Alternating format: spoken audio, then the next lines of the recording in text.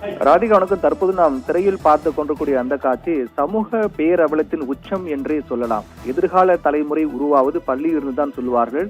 அரசியல், சாதி, மதம் என அனைத்தையும் கடந்த ஒரு சமத்துவமான இடம்தான் பள்ளி என்று சொல்வார்கள். ஆனால் அந்த பள்ளியில் தற்போது முதலமைச்சர் விஜயனுடைய இன்றைய உரை நேரலை ஒளிபரப்பு செய்யப்பட்டிருப்பது போன்ற வீடியோ ஒன்று வெளியாகி ஒரு மிகப்பெரிய அதிர்ச்சி ஏற்படுத்தியிருக்கிறது. காரணம் என்றால், சமீபத்தில் நாம் பார்த்தோம் என்றால், தற்போதைய தாவேக அரசு பொறுப்பேற்றது முதல், தாவேக அரசு ஆட்சிக்கு வந்த முதல் தொடர்ந்து அரசு பள்ளிகளில் அதிகார தலையீடு, அரசியல் தலையீடு என்பது அதிகரித்து வருவதே பொதுமக்கள் மத்தியில் மிகப்பெரிய ஒரு அதிருப்தி ஏற்படுத்தி வருவதில் மாற்று கருத்தில்லை. குறிப்பாக முதலமைச்சர் பிறந்த நாளுக்காக அரசு பள்ளி மாணவர்களை கொண்டாட வைப்பது, வெயிலில் நிற்க வைப்பது, அதே போன்று தாவேகாவுடைய கொடியை பிடிக்க வைப்பது, கொடியை நட வைப்பது, மேலும் விஜயனுடைய புகைப்படத்தை பள்ளியில் மாட்டி இது யார் என்று தெரிகிறதா, விஜய் மாமா உங்களுக்கு தெரிகிறதா என்றெல்லாம் மாணவர்களிடம் சென்று தாவேகா அத்துமீறி நுழைந்து அதிகார துஷ்பிரயோகம் செய்வது போன்ற அவலங்கள்லாம் தொடர்ந்து தற்போதைய தமிழக வெற்றிக்கழக அரசு பதவியேற்றது பிறகு நடந்து வரக்கூடிய அவலங்களாக சமூகத்தின் மிகப்பெரிய ஒரு பேரவலத்தின் உச்சமாக பார்த்து வருகின்றோம்.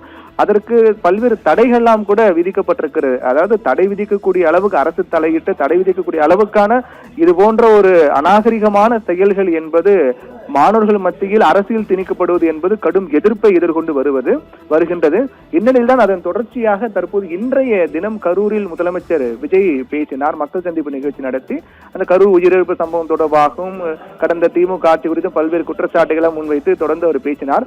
அந்த பேச்சு ஒரு பள்ளியில் நேரலை ஒளிபரப்பு செய்யப்பட்டிருப்பதும் அதை மாணவர்கள் அமர்ந்து அதை பார்ப்பதும் போன்ற ஒரு காட்சி. இது எந்த பள்ளி என்றும் எந்த ஊரை சேர்ந்த பள்ளி என்றும் தொடர்பான இன்னும் அதிகாரப்பூர்வ தகவல்கள் வெளியாகவில்லை.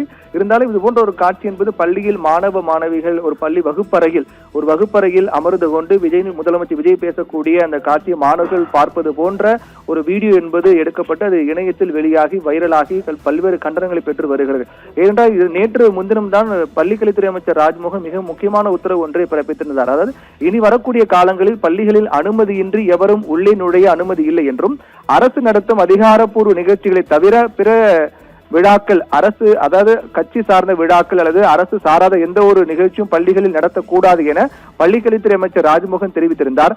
அதே போன்று கடந்த ஜூன் 22 என்று மாநிலம் முழுவதும் உள்ள பள்ளிகள், கல்லூரிகளில் மாணவர்களை வெயிலில் நிற்க வைத்து முதலமைச்சர் விஜயனுடைய பிறந்தநாள் கொண்டாடப்பட்டது போன்றதெல்லாம் எதிர்த்து நீதிமன்றத்திலும் கூட வழக்கு தாக்கல் செய்யப்பட்டிருக்கிறது. இப்படியாக ஒரு நீதிமன்றம் செல்லக்கூடிய அளவுக்கும் ஒரு அமைச்சர் தடை விதிக்க வேண்டும் என்ற அளவுக்குமான ஒரு நிகழ்வாக அதிகரித்து மாறி இருக்கின்றது.